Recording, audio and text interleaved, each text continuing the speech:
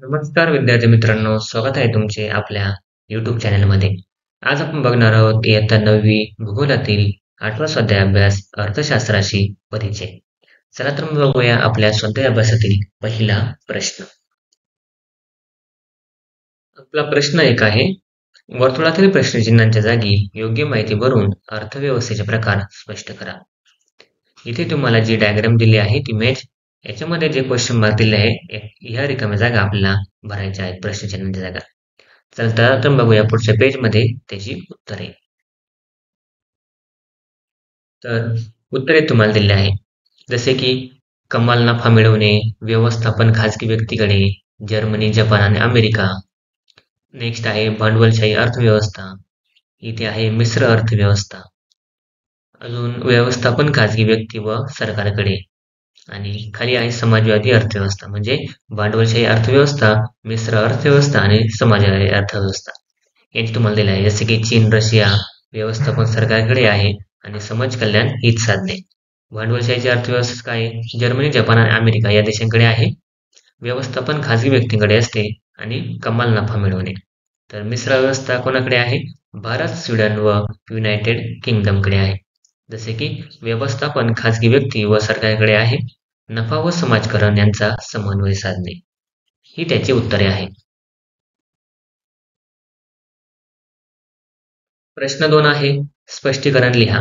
त्यामध्ये अ आहे, अर्थव्यवस्थेची सुरुवात घरापासून होते. उत्तर ए, उत्पन्न व खर्चाचा ताळमेळ बसवण्यासाठी कुटुंब प्रमुखाला गरजांचा प्राधान्यक्रम निश्चित करावा लागतो, कारण कुटुंबाच्या गरजा अमर्यादित असतात आणि त्यांची पूर्तता करण्याची साधने मर्यादित असतात. 2. उत्पन्न व खर्चाचा ताळमेळ बसवण्याचा प्रयत्नास कौटुंबिक व्यवस्थापन असे म्हणतात. 3. कौटुंबिक व्यवस्थापन व अर्थशास्त्र यात बरेचसे साम्य असते. याची प्रचिती गावात किंवा शहराचे व्यवस्थापन, राज्याचे व्यवस्थापन, देशाचे व्यवस्थापन व जगाचे व्यवस्थापन यातून येते. त्यास आर्थिक व्यवस्थापन असे म्हणतात. आपण जर चॅनल नवीन असाल, चॅनल सबस्क्राईब करा, व्हिडिओ लाईक करा आणि व्हिडिओ जास्तीत जास्त शेअर करा. आहे, भारतीय अर्थव्यवस्था मिश्र स्वरूपाची आहे. तर उत्तर आहे 1. भारतीय अर्थव्यवस्थेत सार्वजनिक क्षेत्र व खाजगी क्षेत्र यांचे सहअस्तित्व आहे. 2. खाजगी क्षेत्रातील उद्योजक नफा प्राप्तीसाठी प्रयत्नशील असतात, तर सार्वजनिक क्षेत्र सामाजिक कल्याणासाठी प्रयत्नशील असते. 3.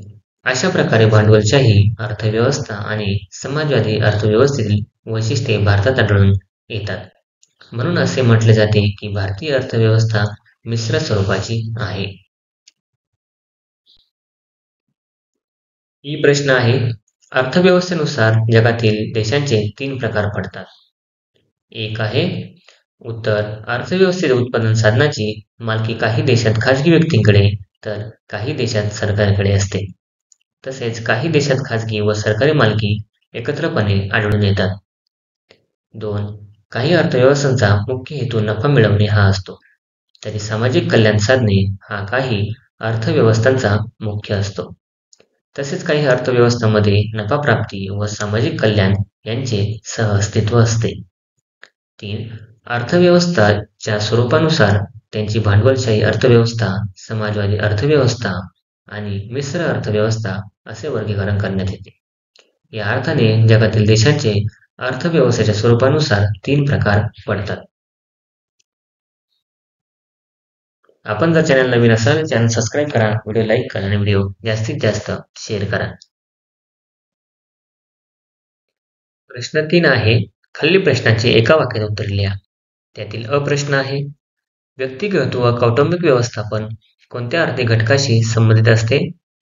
उत्तर, व्यक्तिगत व कौटुंबिक व्यवस्थापन हे मुख्यतः उत्पन्न व खर्च या आर्थिक घटकांशी संबंधित असते. हा प्रश्न आहे, अर्थशास्त्र ही संज्ञा कोणत्या ग्रीक शब्दापासून बनली आहे? उत्तर, अर्थशास्त्र ही संज्ञा ओइकोनोमिया इंग्लिशमध्ये दिली आहे तुम्हाला, या ग्रीक शब्दापासून बनली आहे. ही प्रश्न आहे, भांडवलशाही अर्थव्यवस्थेत उत्पादनाच्या साधनांची मालकी आणि व्यवस्थापन कोणाकडे असते?